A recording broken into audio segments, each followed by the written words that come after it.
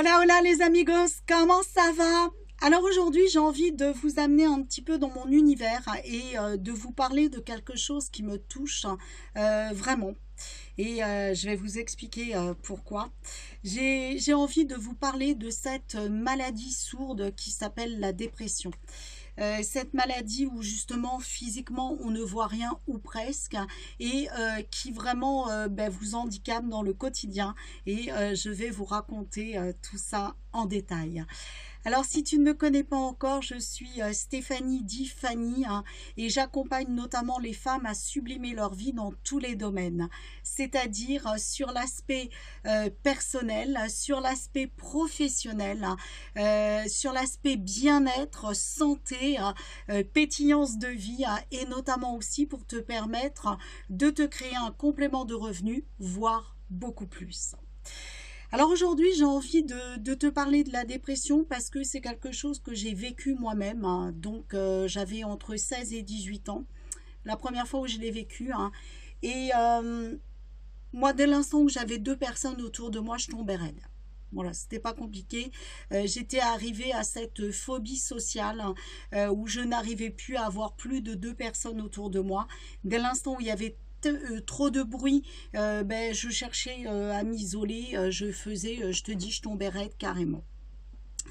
Et le cours de la vie fait que effectivement je me suis raconté une histoire autour d'un vécu et je l'ai monté en épingle, je l'ai monté jusqu'au moment où ça a été vraiment obsessionnel, si bien que je me suis coupée de tous les plaisirs de la vie. Entre 16 et 18 ans, normalement, c'est là où vraiment on cherche à aller s'amuser, on cherche à aller à la découverte et autres. Et moi, il s'est avéré que je me suis coupée du monde puisque je ne pouvais plus sortir vu que je tombais raide tous les 3-4 matins et plusieurs fois par jour. Donc, comment te dire, c'est vraiment compliqué parce que moi, ce que j'entendais, c'est comme t'es normal, entre guillemets, tu as une tête normale, tu as deux bras, deux jambes, tu marches, tu cours, tu peux rire parce qu'il y a des moments où tu rigoles, il y a des moments aussi où tu pleures et les gens ne comprennent pas ça. Et ce qui se passe, c'est que tu es tellement normal physiquement qu'on a tendance à te renvoyer dans la tête que c'est du cinéma, que tu le fais exprès, que tu as envie qu'on te plaigne. Alors même si effectivement inconsciemment et dans les fins fonds de notre être, effectivement il y a une signification par rapport à cette dépression. On va chercher quelque chose, on va chercher à combler quelque chose que l'on n'a pas. Et en fonction d'une personne ou d'une autre, ça va être complètement différent. Et moi, j'ai eu la chance, déjà, j'ai pris des médicaments, bien évidemment, et j'ai eu la chance d'avoir une force de caractère. Ce que des fois, les gens n'ont pas. Et moi, ça m'a aidé parce que ce qui m'a guidée, c'est tant qu'il y a de la vie, il y a de l'espoir. Et ça m'a toujours permis de me relever, ça m'a toujours permis d'avancer. Et c'est ce qui m'a permis très rapidement, finalement, parce que je peux te garantir que j'avais perdu 20-25 kilos à peu près, et en 2 ans de temps. Donc c'était vraiment énorme. Donc certains vont perdre du poids, d'autres vont plus en prendre. Mais en tout cas, c'est une façon de te couper de la vie sociale. Et c'est vrai que quand on est seul, qu'est-ce qu'on est bien. Quand on est dans notre silence, qu'est-ce qu'on est bien. Parce qu'on a la sensation que justement, il n'y a pas d'attaque de l'extérieur. Et c'est pour ça qu'il y en a qui vont se mettre à dormir. Il y en a qui vont s'enfermer pendant des journées complètes. Il y en a qui vont aller se balader pendant des heures et des heures dans les bois et je ne sais quoi encore. Donc, parce qu'il y a ce besoin de, quelque part, d'avoir peur de l'environnement, en tout cas moi c'était ça, j'avais peur du monde, j'avais peur de l'environnement, et donc ben, pendant que j'étais toute seule avec moi-même, ben, il n'y avait pas de problème, hein, puisque je discutais avec moi-même, j'étais toute seule avec moi-même, personne pour me contredire comme on dit, et du coup, ben, à un moment donné, tu te dis quand même, ouais, si tu veux aller travailler, ça va être super compliqué. Et, et cette fameuse phrase qui revenait, tant qu'il y a de la vie, il y a de l'espoir, tant qu'il y a de la vie, il y a de l'espoir, moi, ça m'a aidé à aller de l'avant. Ça m'a aidé aussi parce que je vivais une injustice, je ressentais une injustice. Ça m'a aidé aussi à dire, tu vas voir, je vais vous montrer que vous avez tort. Et j'ai commencé à engager d'un ring un combat de boxe avec des idées, avec des pensées, un combat de boxe aussi avec moi-même. Et donc, à partir de là, ce combat de boxe, petit à petit, ben, j'ai réussi à monter, puis un caractère de con en plus. J'ai une force de caractère de con où je sais ce que je veux. Et un jour, j'ai dit, c'est fini, les médocs, je n'en veux plus. Et donc, ça a commencé par un sevrage, puisqu'on n'arrête pas un traitement comme ça du jour au lendemain. Et je dois dire, tout le monde ne peut pas le faire et je vous encourage pas à le faire, ne le faites pas seul. Moi, j'ai été vraiment accompagnée pour le faire, hein. Mais en tout cas, ça a été vraiment ma force de dire, bon allez, c'est pas ça qui va m'aider, mais c'est autre chose. Et le fait petit à petit de revenir vers moi, le fait petit à petit de me reconnecter à moi, de voir que l'environnement, le monde, il n'était pas, il n'était pas exactement comme l'histoire que je me traçais. Et ben ça m'a quand même beaucoup aidé à m'en sortir. Alors tu vas dire pourquoi je parle de ça? Eh bien, tout simplement parce que j'ai ma maman qui a une dépression, qui fait une dépression. Et tout à l'heure, on a eu vraiment une très grosse discussion. Ça a été, ça a été mouvementé parce que ben forcément, je suis un peu du genre à foutre des coups de pied dans les fesses. C'est toujours plus difficile avec tes proches en plus. Et ça a été de créer l'électrochoc, hein, pour justement faire en sorte qu'il y ait un mouvement, faire en sorte que d'aller de l'avant, faire en sorte de vraiment avancer. Et, euh, et concrètement, qu'on se pose la question, qu'est-ce que l'on veut de sa vie? Qu'est-ce que l'on veut de sa vie? Et d'aller reconnaître, d'aller se reconnecter à toutes les choses qui fonctionnent dans notre vie, même s'il y en a qui ne nous conviennent pas. Et ça a été musclé. Ça a été effectivement compliqué, parce que automatiquement, toi tu as ta vérité, l'autre il a sa vérité, et il y a un moment donné où c'est dur, hein.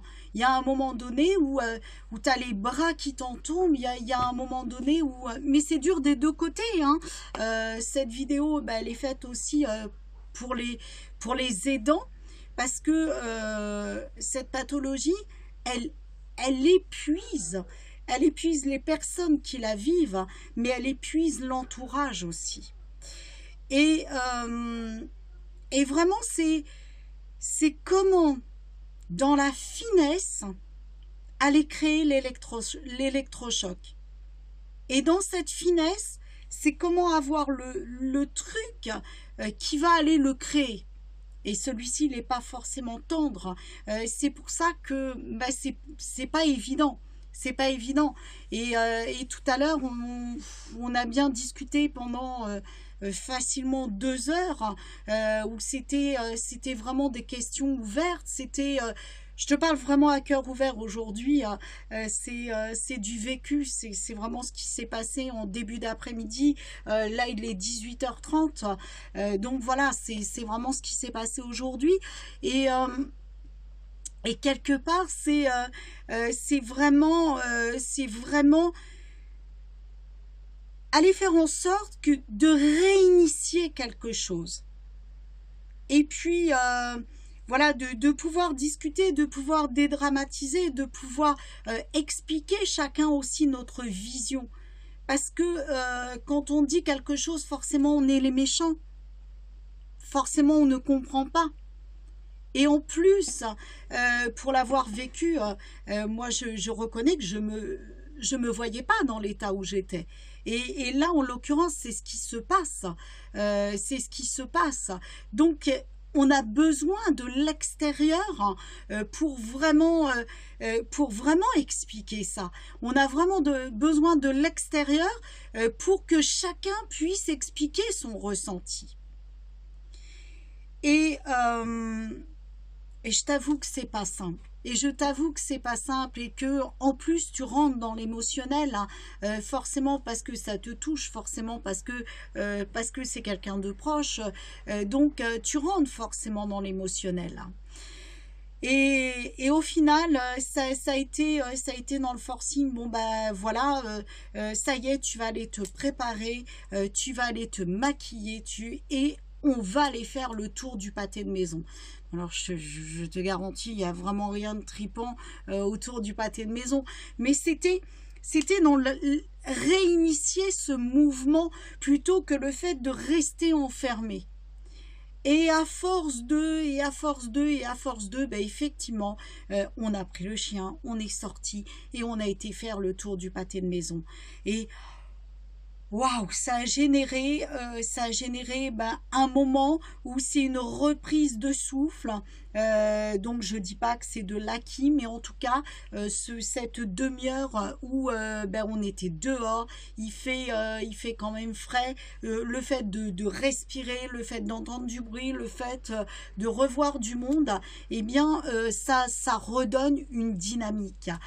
Et j'ai envie de dire, c'est vraiment pas facile, hein, parce que chacun, on a raison de notre côté. Et c'est vraiment pas quelque chose de facile. Quel est le conseil que j'aurais envie de vous donner? D'écouter votre cœur et de parler avec votre cœur. D'écouter votre cœur et de parler avec votre cœur. Et c'est aussi d'être vulnérable et de vraiment expliquer ce que vous ressentez. Et je dis pas que ça fait tout, mais ça permet peut-être une ouverture pour comprendre certaines choses. Et parlez avec votre cœur, soyez vulnérable, dites combien ça vous est difficile, combien vous êtes triste, combien vous aimeriez autre chose, combien vous avez envie d'autre chose, vous avez envie de voir autre chose. Et ne serait-ce que ça permet déjà des prises de conscience. Et le deuxième conseil que j'ai envie de vous donner, et pour l'avoir vécu, je peux vous garantir qu'on n'a pas envie de celui-là, mais c'est sortez. Je m'explique. Ce qui m'a sauvée, ce n'était pas, j'avais entre 16 et 18 ans, puisque c'était cette période-là, ce n'était pas de rester chez moi, dans mon lit ou chez moi, enfermée. Ce qui m'a sauvée, malgré les crises que je faisais à l'extérieur, c'est de sortir. Si vous avez un boulot, continuez à aller travailler. Si vous pouvez sortir dans un parc, allez vous balader n'importe où, allez visiter des musées, peu importe, sortez de chez vous. Parce que le fait d'aller nourrir votre esprit, eh bien vous allez voir que ça va vous aider à gagner sur la guérison. Ça va vous aider à vous orienter vers la guérison. Parce que pendant que vous êtes occupé, si vous faites quelque chose que vous aimez, eh bien automatiquement, vous allez avoir le sourire. Vous allez respirer avec plus d'ampleur. Et qu'est-ce que vous allez faire? Vous allez nourrir vos cellules. Et donc du coup, vous allez apaiser les tensions. Et vous allez rentrer tout simplement dans un système de vie. Et cette amorce vers la vie, c'est un pas de gagner à chaque fois vers cette guérison. Voilà, je dirais que même le plus gros des conseils que je vous donnerais, c'est sortez, c'est bouger. C'est même si vous allez vous balader et que vous voulez être seul, peu importe, mais sortez. Ne restez pas couché, ne restez pas enfermé, ne restez pas dans le noir. Voilà, mettez de la lumière, mettez de la musique, dansez, chantez, bougez. Voilà, c'est vraiment peut-être le conseil le plus important que je vous dirais. Et vraiment, osez de vous à vous et de vous avec votre entourage et de votre entourage avec vous. Osez vraiment parler de cœur à cœur, en toute authenticité et avec la plus belle des vulnérabilités. Et vous allez voir que c'est pas facile, je le reconnais, mais un pas après l'autre, on arrive à faire quelque chose de différent. Voilà, c'était,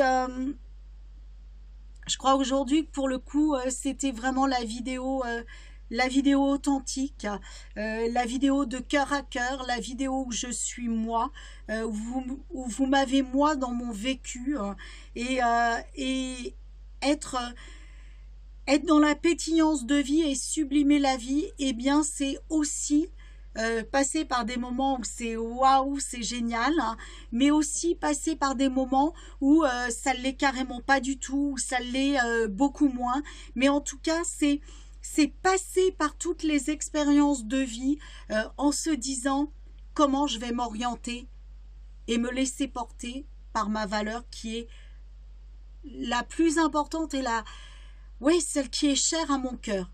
Parce que le but de sublimer sa vie et de la pétillance de vie, c'est d'aller nourrir cette valeur.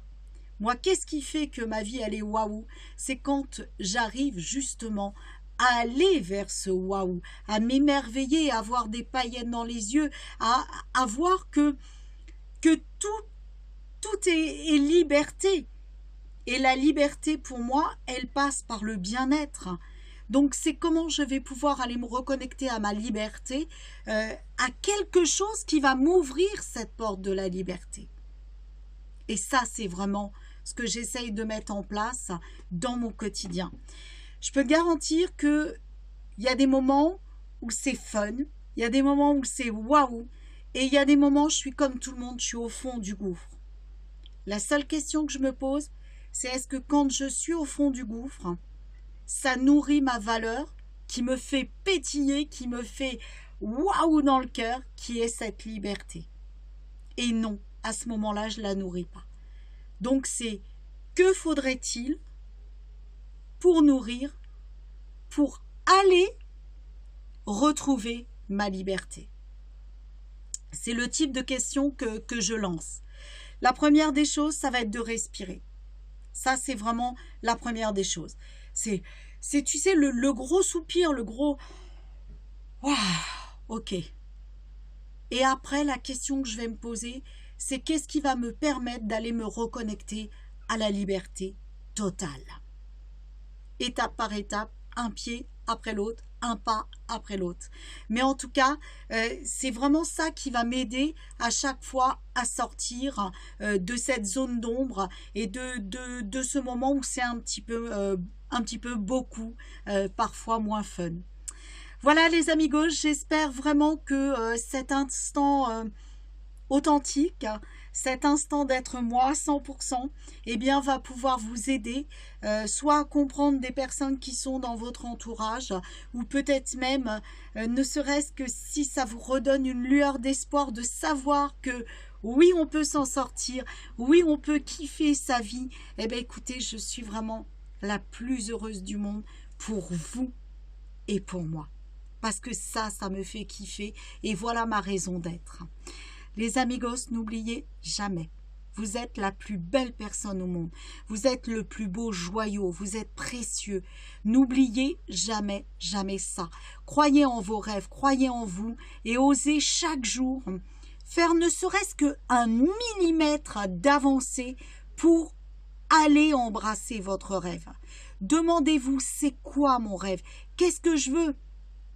Le rêve, il va changer en fonction des situations de sa vie.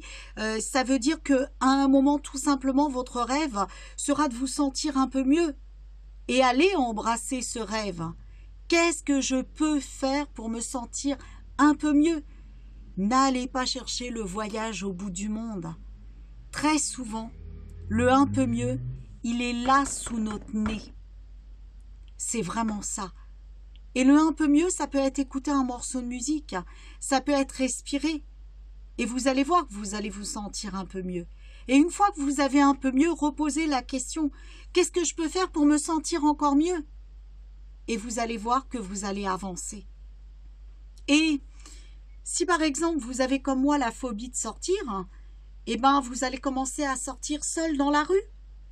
Et puis après vous allez commencer à sortir avec seul plus une personne, seul plus 2 ou 3 potes, jusqu'au jour où vous allez vous retrouver dans un restaurant comblé, full, plein de monde. Et là vous allez re-rentrer dans la vie. Mais n'allez pas tout de suite dans le restaurant où il y a plein de monde. Parce que sinon, vous allez essuyer ce que vous qualifiez d'un échec. Et ce que moi, je vais vous dire, c'est votre plus grande fierté. Parce que vous avez osé. Parce que vous avez osé vous dévoiler, parce que vous avez osé avancer. Et ça, c'est pas rien. Donc déjà, ne serait-ce que pour ce pas-là, n'oubliez jamais de vous remercier. Même si il y a un échec derrière. Parce que vous n'avez pas réussi à rester dans le restaurant, par exemple. Vous n'avez pas réussi à faire quelque chose que vous voulez. Félicitez-vous d'avoir essayé et d'avoir eu l'audace d'essayer. Et vous allez voir que vous allez pas à pas avancer.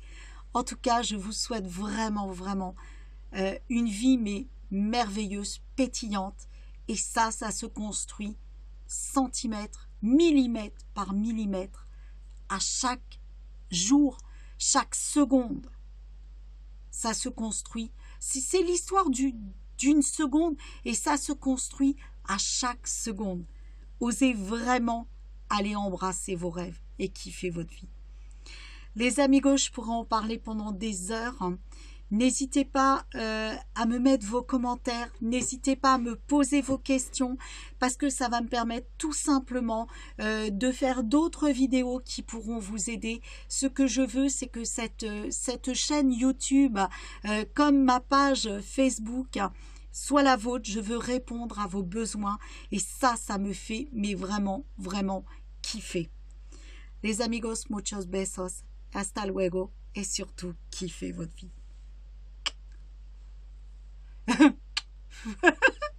Non, je vous aime les amis. Ciao, ciao.